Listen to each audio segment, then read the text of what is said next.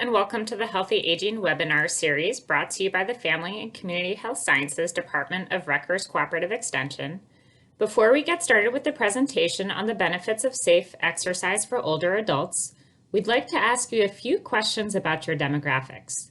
These questions are used to report to the USDA to ensure that we are reaching a diverse population.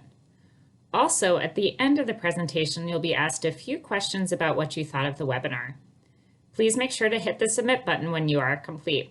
Thanks so much for your participation.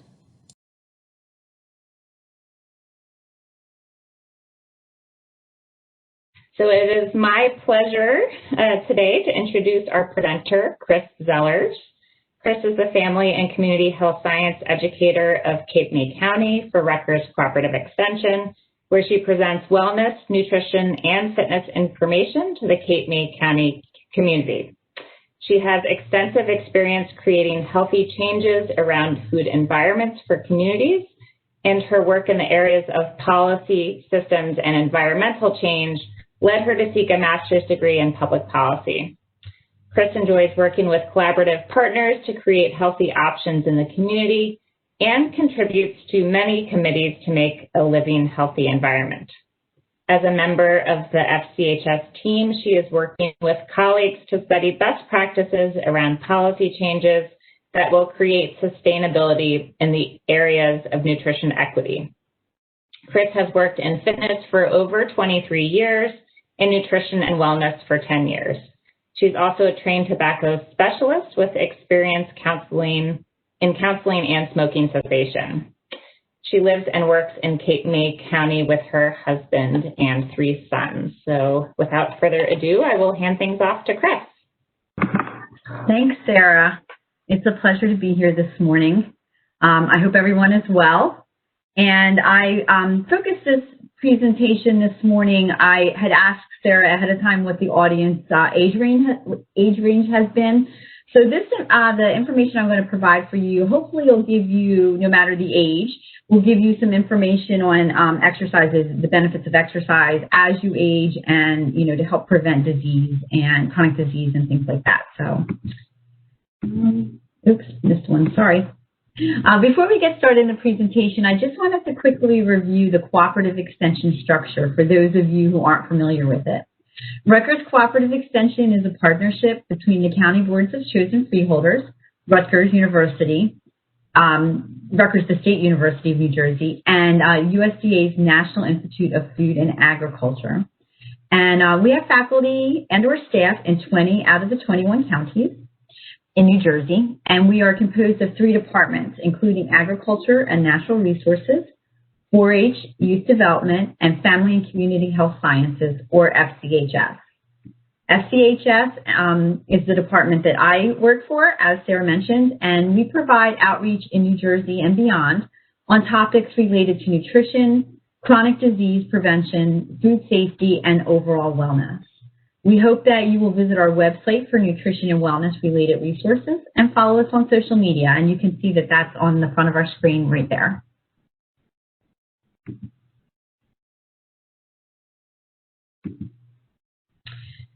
So today we have 3 objectives, and I just wanted to start out by pointing out that exercise is often seen as a chore or something that you only do to improve your physical appearance. And while having a nice physical appearance is a great attribute of exercise and participating in exercise, today we're really going to talk about the many positive benefits to being fit with exercise. So the 3 objectives that we're going to cover today are the benefits of exercise for overall health and well-being, types and amounts of exercise, and how to exercise safely so that you continue to enjoy the benefits of exercise for years to come.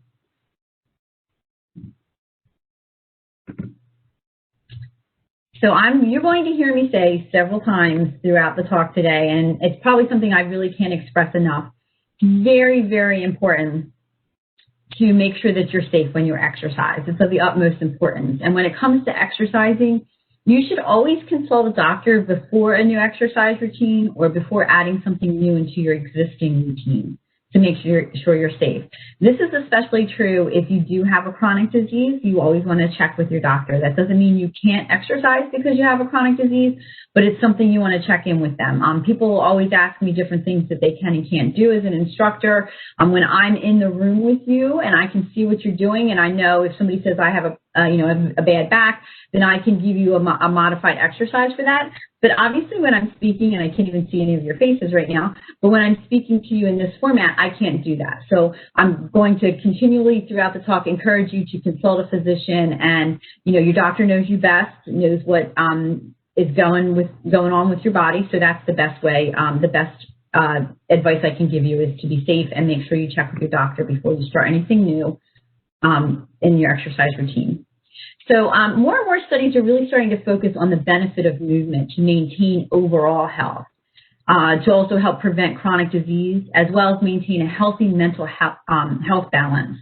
Physical activity has historically been part of everyday work. So, we'd get up in the morning historically, go out and work on the farm or do some type of manual labor. But that's not really what happens anymore, is it? So now we have all these modern conveniences, which are great. Everything happens at a push of a button, basically, or even not even that anymore. We can just say it, start the car, and the car starts. So we have a lot of conveniences, which are wonderful, but at the same time, it's really created a very sedentary lifestyle for us as a nation. We also, at the same time, are consuming high energy, high caloric diets. So that the combination of being sedentary, so not burning calories, and then also eating a higher calorie diet has really led to a lot of chronic diseases and obesity and things like that. So we really need to have exercise or physical activity in our lives to prevent some of the different aging problems we have and make us feel energized and healthy now.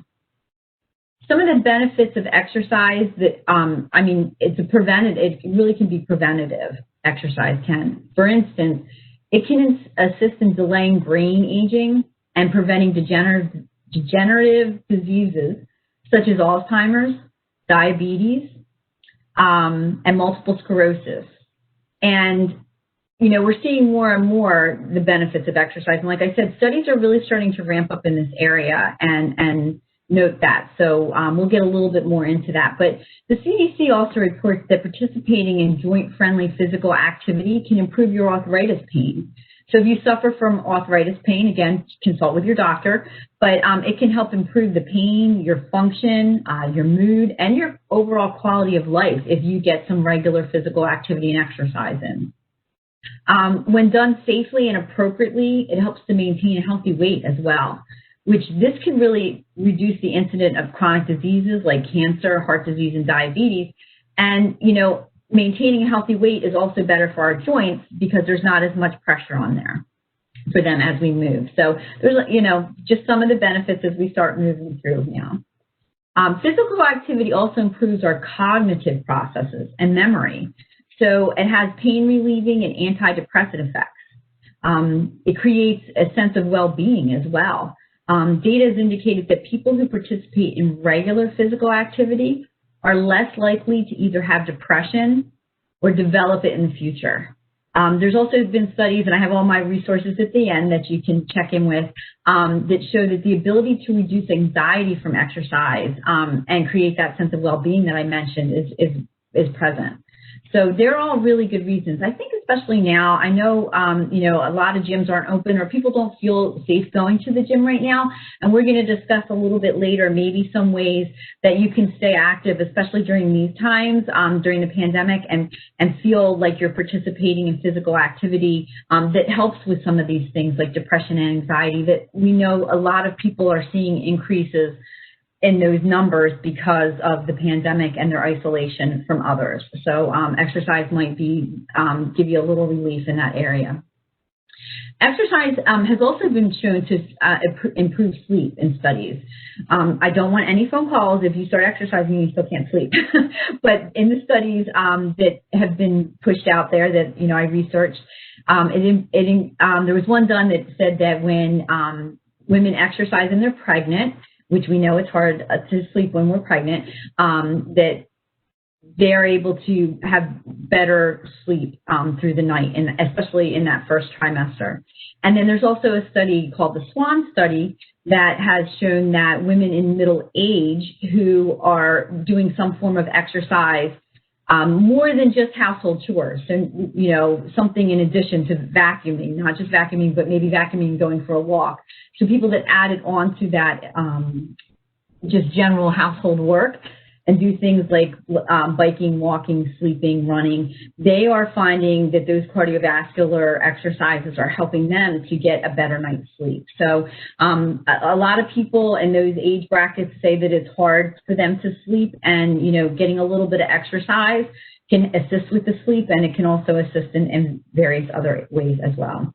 So I really mention all of these things because I hope that you'll see exercise for the benefits and rewards versus its challenges.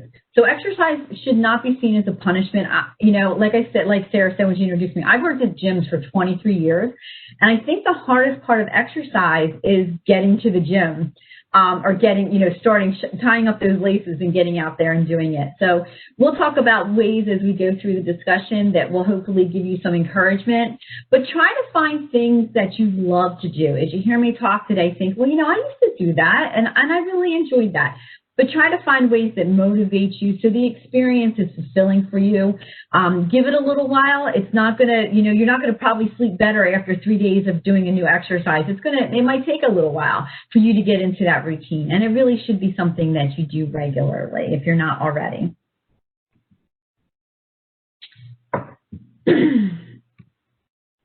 So the first thing I really want to point out, like I said, I'm not sure exactly what the age range is that we have in the call today, but it's really never too late to get started to exercising. Obviously, you want to check with your doctor again before you start anything, but it's never too late. You can reap the benefits of exercise no matter when you begin doing it. So even if if you haven't started doing it, then think about it, and think about ways as we go through this conversation that you might be able to add it into your routine. Exercise can make everyday activities so much easier, and that's according to the Physical Activity Guidelines, 2nd edition. So for instance, it could make eating, bathing, toileting, and dressing, and getting in and out of bed easier, as you age. So even getting up from a chair, if you exercise regularly, that's going to help you. It can help you to move around the house and the neighborhood, and it might help to create independence for a longer amount of time in your life. So there are important things that you want to be mindful of. That ability to have a strong core and get up and down better is going to help prevent you, which I mentioned a little bit next, actually, that it could help prevent a fall. We know that falls can really be the downfall of a lot of older folks, and we want to make sure that we're protecting ourselves, and we have ways to protect ourselves. So preventing a fall could come from being, healthy and exercising well. I have a lady that used to take my one of my classes every day. In the morning, she would do the aerobics class, and she was well into her 80s, and then she would go down and swim in the pool. And she was in a very, very serious car accident, a head-on accident, and they said to her that her physical capability, like she was in such good shape that it really helped her to recover, her doctor said. So, and she's, that happened probably about 10 years ago. And I check in with her son all the time. She's still doing well. So she is, she's an example of how, that can help us to have a better quality of life as we age by being physically active regularly. If you're regularly active with exercise, it can help you to feel better, as we mentioned in the first slide. So anxiety symptoms could be eased through regular exercise. I know that's why I do it, because it helps to reduce that anxiety that I feel a lot, and it gives me a better balance. People who also, like I mentioned before, they sleep better. They have less depression symptoms from it. So it overall can just make you feel better, gives you a sense of well-being, gives you a sense of accomplishment. So that might not seem like a lot when you're trying, like I said, to get to the gym and you're like, oh, I don't want to go. But think about that as you go to exercise. Think about the fact that I'm going to feel better after I do that. Because if it's really giving you that, the endorphins get flying, you get that kind of happy mood going, that's going to give you something later in the day to give you that energy and help you think positively. Studies have found that when you exercise for at least 150 minutes per week, you're decreasing your chances of chronic disease. And exercise in the amount of 300 minutes also reduce the risk of, make the risks even lower. So as you increase that amount of exercise, as you increase that amount of exercise, that also reduces your risk of some chronic diseases. So that helps. They, for optimal results, they recommend that you spread your cardio exercise over at least 3 days to help prevent injury. So you don't want to go out and do 300 minutes all at once in one day. So spread that out over a few days. And even though exercise expends energy, it also gives you a feeling of being more energized. So it helps to balance you through the day and give you that energy you need throughout the day. It also keeps you more focused, according to studies, and it also helps you to think clearer, and it helps to make you happier overall. So they're all really good reasons. You know, again, aside from the physical benefit of it, you have all these different mental health issues that they're helping out with emotionally and your sense of well-being. And I think right now we could all use a sense of well-being here and there throughout the day. So they're great reasons to get out, tie the shoes on, and get moving if you're not already. If you are and you're not experiencing some of these great outcomes, then maybe talk to your doctor about maybe where you can increase it, and think about the times for which you exercise during the day. Is it the time that is best for you? Is it a time that, you know, I find that exercising in the morning is the best time for me to exercise. It kind of invigorates me throughout the day, and then probably around 3 o'clock, I start feeling kind of de-energized. So if I get up and move around and go out for a walk, again, it gives me that cognitive awareness. It makes me focus better. It lets me finish out my day. So just be aware of those things throughout the day as you're moving about or feeling a little sluggish when you exercise. So exercise is considered to be movement in addition to our normal everyday activity. So as I mentioned before, if vacuuming is physical activity, walking to the bus is physical activity, but we really want to add exercise, so 150 minutes per week for a minimum, to our routine. So you want to be doing that 100, breaks out to about 30 minutes a day, right? So things like walking, running, jogging, and we'll get a little bit more into different activities and the types of exercise in a minute. But consider physical activity as breaking a sweat or breathing heavy. You know, that movement, you know the difference, the movement where you're actually engaging yourself. Walking the dog can be exercise, and studies have shown that people that do own dogs tend to walk and exercise more, which is wonderful. I'm not saying to go get a dog, so don't go telling your partner, Chris said I had to get a dog. That's not what I'm saying. I'm saying if you do have one, studies show that you probably walk a little bit more. If you don't have one, then try to think about it like you do, and maybe, you know, go out and walk on a regular basis. I know my dog has to go out 3 times a day, so that's 3 times I'm getting outside to walk the dog, or my husband's getting outside to walk the dog. So that makes the difference there. But it can be more leisurely if you're walking the dog. So that might not be that breaking the sweat kind of thing. The USDA, like I said, recommends 150 minutes per week. And then in addition to that, they recommend that 2 days should also include some weight-bearing exercise. So weight-bearing exercise is considered exercise that forces you to work against gravity. And that doesn't mean that you're standing on your head, but it means rather like you're participating in things like tennis or walking or hiking or dancing or jogging, maybe pickleball, something like that. And you know, according to the article, Exercise for Your Bones, weight-bearing exercise is really important to strengthen your bones. And it's the best form of exercise to strengthen your bones. So activities like swimming and biking are more cardiovascular, but and they strengthen your muscles, and they'd be included in that 150 of weekly minutes. But then weightlifting and weight-bearing exercises could be counted in the 2 additional days. Older adults should do what they can and be safe. Remember, we said that a few times. And all adults should, you know, make sure that they're being safe. But folks with chronic diseases, they might have a varied amount of activity, as I mentioned earlier, and their activity level could be dependent upon that chronic disease. However, it's really been found that safe exercise is beneficial to those who have chronic disease or disability. And once again, check with your doctor before starting. But, you know, think about that. It shouldn't limit you. And it can help, you know, as I said, even with the arthritis, it could really help to loosen your joints up and feel a little bit better and improve your mood and help with some of that pain. The recommendations I have on there for children, in case you have children in your care, they need 60 minutes a day.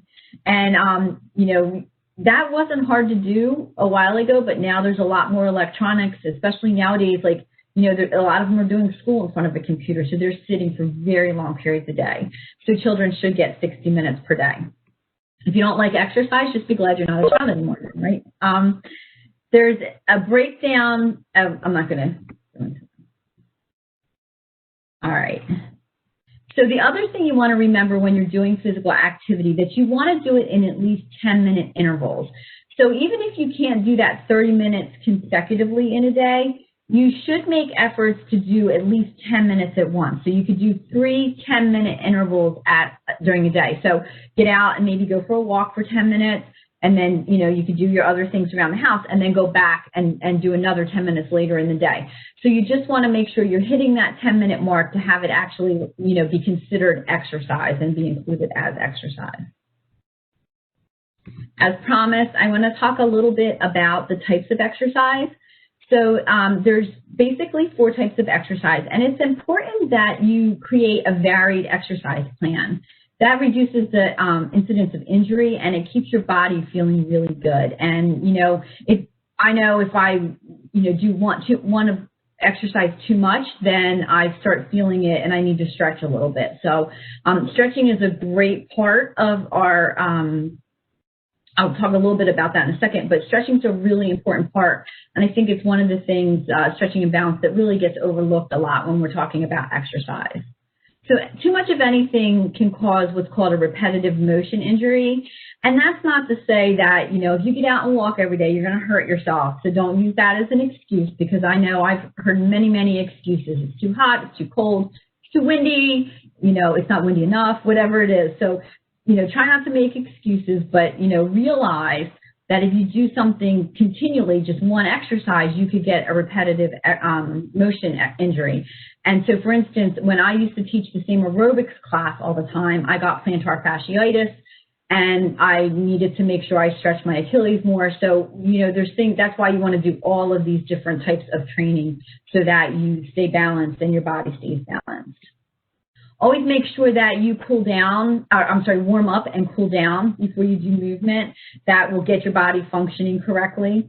And as a way of, did that part already? And, you know, if you're going to start stretching or doing something like that, talk to your doctor, because even things like stretching could, you know, become an injury if you're not careful, and if your doctor is, you know, if you have back injury or something like that. So you want to be cautious with that. So to get into the different types of exercise, aerobic exercise is also called cardio exercise, and that includes, like I mentioned before, swimming, biking, jogging, running, anything that gets your heart pumping and makes you breathe. Physical activities guidelines notate 3 levels of cardio exercise. So for instance, light intensity activity would be the equivalent of walking about 2 miles per hour. Moderate walking is about 3 miles per hour. And then vigorous, which equates to running a mile in 10 minutes, is about 6 miles per hour. So you might have heard before, you know, you're talking and you're out of breath. If you get too out of breath when you're exercising and your doctor's not recommending that, then you'd want to slow down a little bit. But those different levels of exercise give you an idea of your intensity, and your doctor might be able to recommend to you what your intensity level could be. Cardio is really beneficial in several ways. For one, it burns calories pretty quickly. It helps to control your appetite so you eat less, and you might even prefer healthier food, or after a good cardio workout, you might not be as hungry, so it could help you to maintain a healthy weight. It strengthens your heart as well as, you know, your heart's a muscle, and it also strengthens your muscles. And as I mentioned earlier, it can help you sleep better and help with those arthritis symptoms and joint stiffness. It can also lift your mood, as we talked about, and make you feel better mentally and emotionally. And it helps prevent and manage high blood pressure, heart disease, and diabetes. So if you're in the preventative stage of a chronic disease, then, you know, it's a good idea to look into doing some cardio. My husband's doctor recommended that he start doing some cardio, and he did start doing that. He lost some weight from doing it, and his numbers look really, really good. So that cardio engagement really, his doctor's like, wow. And he went back a year later. He's like, wow, you really do what I told you. So your doctor might not be telling you to do that. So ask about it. Say, is it safe for me to walk? Is it safe, what is it safe for me to do so that it might help me to manage some of these chronic diseases? When you engage in cardiovascular activity, like I said before, you want to warm up, then engage in the activity, and then cool down. And not all cardio means running a half marathon. So talk to the doctor, think about recommendations, something that would be moderate to vigorous maybe, if that's what your level is. And remember that your neighbor's fitness level isn't going to be the same as yours. Your spouse's or your partner's might not be the same as theirs. So as a beginner, really remember that cardio exercise is going to be a different endurance level for somebody else, and that you should take small steps and gradually work into it. Don't go overboard early on, because if you do, you're not going to want to continue with it. So whatever you choose, find something that is comfortable, that you love to do. Strength training is the second type of exercise you should engage in. And it's important to make our bodies strong and to keep it performing as we would like it to as we age. So strength training could be resistance exercise, such as a squat or a push-up, or it could involve weightlifting, or even yoga could be considered a strength training exercise since you hold a pose. And yoga can also be really mindful and help with meditation. So it could, kind of cross over into a couple different properties. But as we age, our muscle, keeping strong muscles, like I said before, is going to help with us to prevent falls.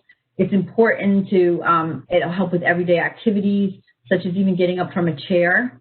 And those are important things because you want to get up properly and not, suffer a fall as you're aging. Strengthening is the next type of exercise. I'm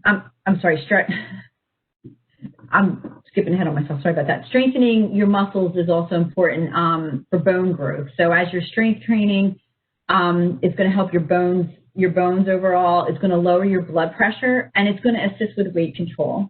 It helps with balance in your posture, so it helps to, keep our shoulders back, and you want to make sure if you're working the front muscles, you're working your back muscles too. I always try to encourage people to do that in the gym. You want to make sure you're not just working your legs, but your whole body when you work out. And once again, when you're strength training, make sure to warm up just as you do with cardio. Use proper form. You don't want to be throwing your back out and doing all kinds of moves that are not safe. You want to make sure you're doing safe moves. And you don't want to overlift, because nobody really enjoys not being able to move the next day and walking, like a robot. So make sure that you're doing it in moderation to warm up. And a lot of women believe that if they lift weights, they're going to look like a female bodybuilder, and that's really not the case. A lot of times those women are really consuming a diet that's made for that type of, weightlifting body. So there's very few average American women that are going to have that from their normal American diet. And, it's important, like I said, for your bone health and your overall health to have that strength from weightlifting. So it shouldn't be avoided because you're going to get too bulky, because that really shouldn't happen. All right, now we go on to stretching.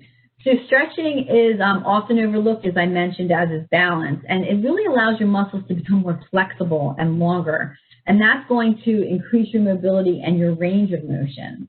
You want to warm up your muscles first, maybe marching in place or doing some form of light movement so that your muscles aren't cold, and then start stretching. Hold the stretch at a comfortable level. It shouldn't hurt you. It should feel, I always say there's good pain and bad pain. Bad pain is when you bend over and you go, oh, that's not good. Good pain is when you feel a little bit of stretch, but it's not hurting you so badly that, you can't continue, or it's going to hurt you the rest of the day. So be careful not to overstretch or to bounce when you're stretching. Also, make sure, I say a lot about safety, but make sure that you're doing the correct form of exercise. You don't want to extend your knee over your toes when you're stretching and things like that. So go on to reliable sources that end on the internet, like myplate.gov. has some physical activity information. Something that ends in a .gov or a .org would be where the reliable information is. Just because somebody's on social media posting things or in the gym posting things doesn't mean they're necessarily trained properly, and you want to make sure that you're getting your information from someone that has reliable experience on safety. And then finally with stretching, you want to try to stretch every day or at least a few times a week, and it's important, you know, to protect your muscles, your joints, and your tendons, especially as we age, and that's going to keep you more mobile as we age. Finally, with balance. Balance is like, you know, as I said before, it's overlooked a little bit, and it's important throughout our lives, but having good balance is especially important as we age so we don't fall and break a bone. Having good balance is supported by good core muscles, so that's in your abdomen area in the center there. Having good quadriceps in your legs and, you know, in your hamstrings, so you have nice strength in there. And balance exercise could include things like yoga or Tai Chi. And if you've never heard of Tai Chi, it's worth exploring. It's, you know, the body, you might have seen it on TV, it's kind of body movements where you move your body and it kind of flows. It's very relaxing. It's good for maintaining balance and helping you with that, as is yoga. So they're good exercises to look into in the balance area.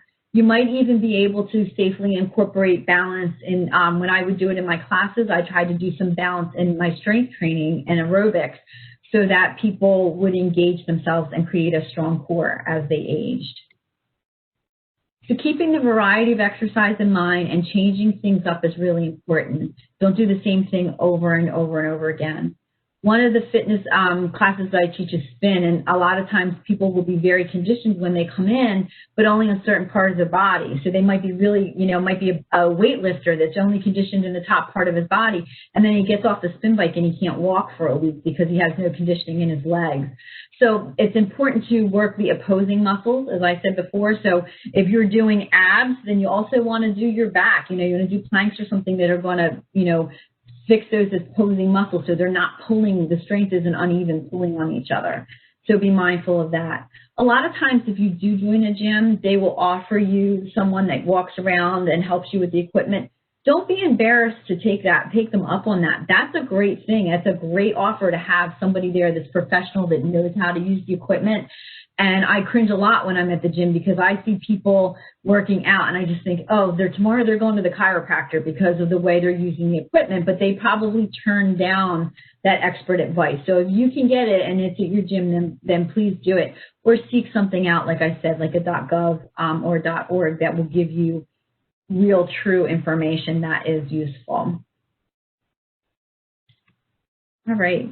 So part of the one of the things I said early on was, you know, part of exercise, I think the hardest part is getting to the gym, right?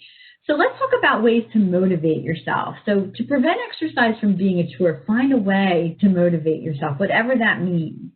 So if you like a challenge or you like company, invite a friend. You know, right now, even though, you know, we're in social distancing time, if you can be, I walked yesterday with a friend and we were 6 feet apart and we both had a mask on, but it's nice to have that company.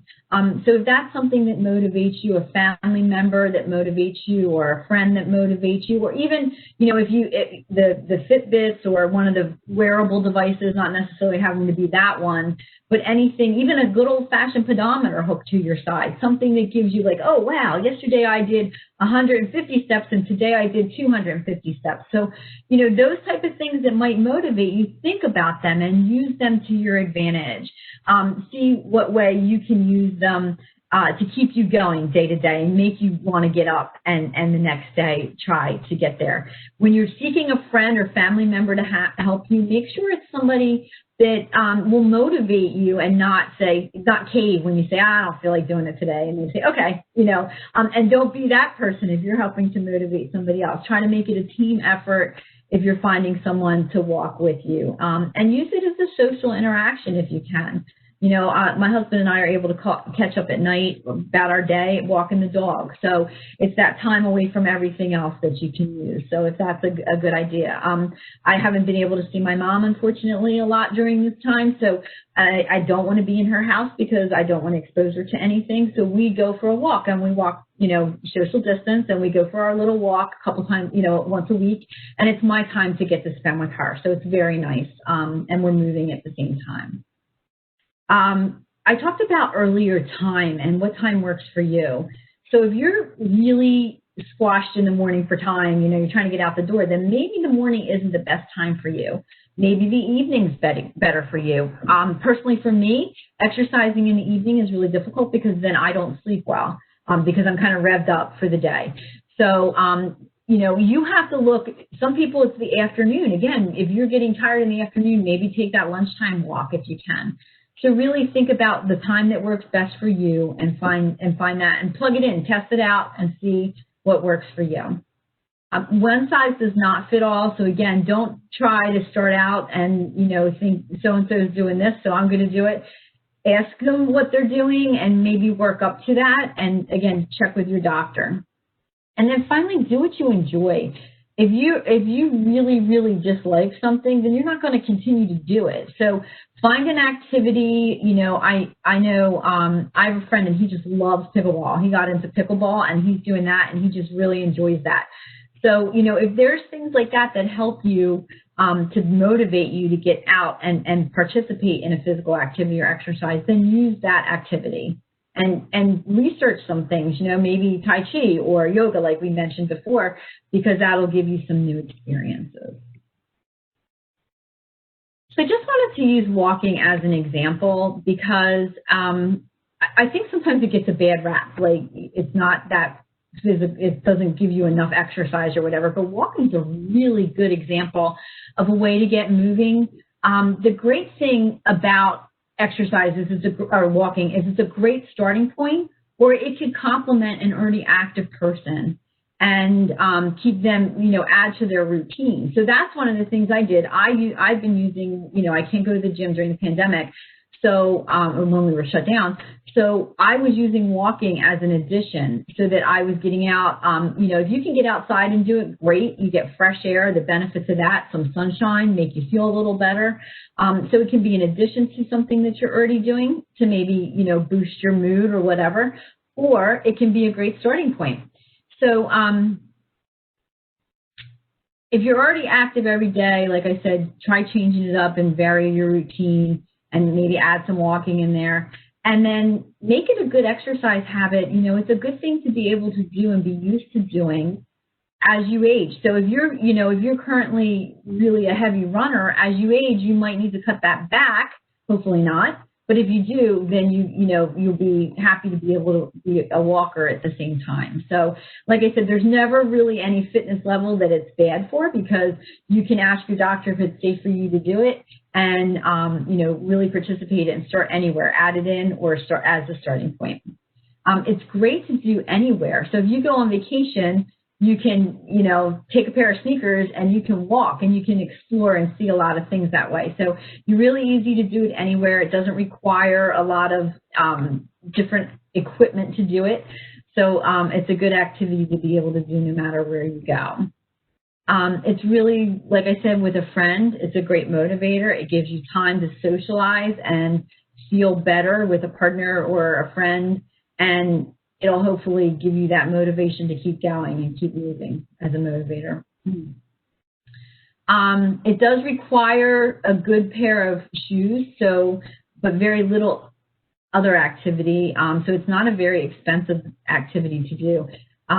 Make sure you have good shoes, though. Don't be walking in flip-flops and stuff like that where it could throw off your balance or anything like that, or hurt your feet or your knees or whatever. But, try to find a good pair of shoes to walk in and be safe. I mentioned before that it's a good starting point or activity, and we have minimal equipment that's required. You can also adjust the intensity, So if you're walking just starting out, you can move at that lower intensity that we mentioned around aerobic. But if you've been doing it for a while, arms at 90-degree angle, and you can move those arms back and forth and get them pumping, and that'll really start to raise your heart rate and get you moving, so you're burning. So you can, and if you're having a day where you just don't have a lot of oomph, there's those days, then maybe you just want to keep it to a slow pace, or it could be something that's leisurely. So it is easy to adjust that intensity level. And then walking is really good. It's lower impact, but it does expend a lot of energy, and it helps us to maintain a healthy weight. So it's a great overall example of how to get started or add into an already existing. It's a way that you can adjust your levels, and it's all up to you. And again, don't worry about what somebody else is doing, worry about what you're doing. As far as walking goes, again, I know I said it, consult a doctor. Even with walking, you want to make sure you're safe there. Be mindful of safety because, if you're walking on uneven pavement or in a dark area, one of the questions I asked in the beginning was if you're in an area that's safe for you to exercise, because sometimes that's the problem, that people can't get out to exercise. So be mindful of your safety and look at your surroundings. If it's dark out and it's not safe to be out in the dark, or the sidewalk's uneven where you might fall, then you might want to try it another time. So always make sure that there's safety around. Use that appropriate footwear so that you're not going to hurt yourself or injure yourself. Always do 10 minutes at a time. So you want to do the several 10-minute intervals a day to get to that 30 minutes, especially if you're just starting out. Or, during the pandemic, I've been doing that. I try to do one in the morning before I start work, one at lunchtime, and then when I'm done, because that just gives me that little extra, wakes me up, feels a little better. I'm sitting all day. It gives me some movement. Try to get your heart rate pumping if the doctor says that that's safe for you. Try to make it a beneficial exercise as you're doing. As I mentioned before, you can move your arms as you need to get the heart rate to where you want it to be. Try to break a sweat. So try to get it so you are, moving about and getting a little bit of that heart pumping for yourself, if that's okay with your doctor, again. If you're looking for more intensity, so if you're an exerciser that wants to add this in as something, as a complement to what you're already doing, then add some hills. For intensity, because it can be, we don't have any hills here where I live in Cape May County, but we have bridges. So a lot of the areas have created walking space on the bridges so we can get those inclines. So that's a way to increase the intensity as well. Be mindful of your form. So even though it's walking, just like with any other exercise, you want to be making sure that you're, walking evenly and your body's upright, your core is engaged, and you're moving your arms in a sequence that's not going to bother any part of your shoulders or your back or anything like that. So be aware of how you're walking. If you're compensating for some part of your body, then it might hurt another part of your body. So if you're injured, you might want to take it easy for a little while and talk to that doctor. Try to set a step goal. A lot of people do that, but what about a minute goal as well? So, if you don't have a wearable device that will tell you how many steps you've done, then maybe you want to say, okay, I want to hit 15 minutes today. And you look at your time and your clock or your watch or your phone, and you go out for 15 minutes. So, setting some type of goal might help to motivate you and help you realize how much you're increasing and that you're reaching that goal. And then again, just like with anything else, you want to warm up and cool down. You just don't want to go right at it with, swinging your arms. And it's important as you walk or do any exercise that you're mindful of your nutrition. And like I mentioned for your strength training, but, nutrition's part of a healthy exercise program as well. It's going to give you the fuel that you need to keep you moving and keep you healthy and make you want to keep going. So lastly, I'd like to talk about safety. So we've gone over the warm up and cool down. It's very, very important. And you want to start slow and increase things gradually. So don't start out with the various heavy weight that you can find because then you're liable to hurt many parts of your body, and you don't want to do that. You want to be cautious of overuse injury, so you don't want to be doing the same thing all the time. Try to alternate different exercises in. And you want to gradually increase the amount and the intensity of exercises. So like I said, don't just start out and say, I'm going to go walk, 90 minutes today, and you haven't done anything. So you want to try to start out and increase and build on that. Listen to your body.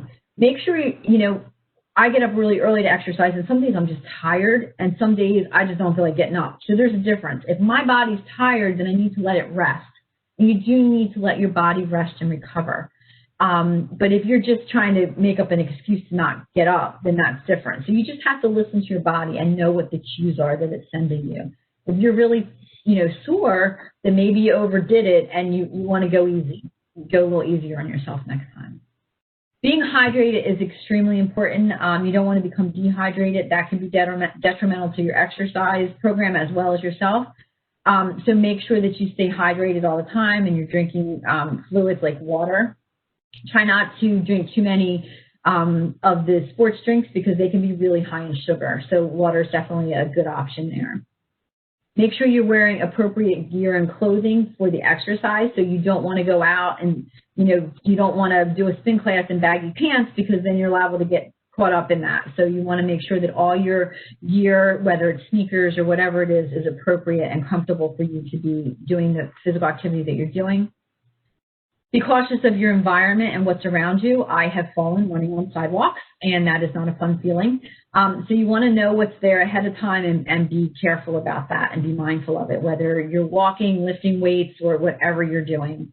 And then, as I mentioned earlier, proper form is really essential. You want to make sure that you're doing things the correct way so that you're not creating an injury that is, whether it's short-term or long-term, it could stop you from moving in the future. So, Sarah, if you want to release that second poll, you can go ahead and do that. We have a second poll that I would like you to answer if you'd be so kind.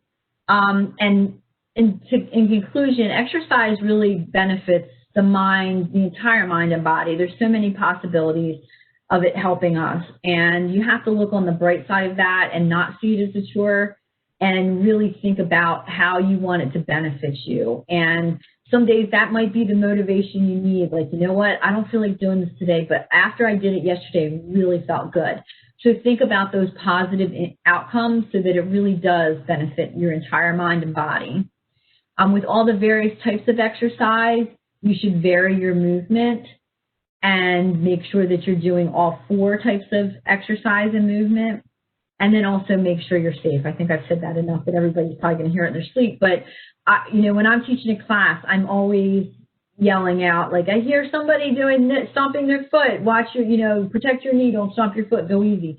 So whatever the instructor is telling you, if you're doing a class, be mindful of that. If you're not sure of how to do something properly, then do some research on how to find out, but make sure you're using a reliable source.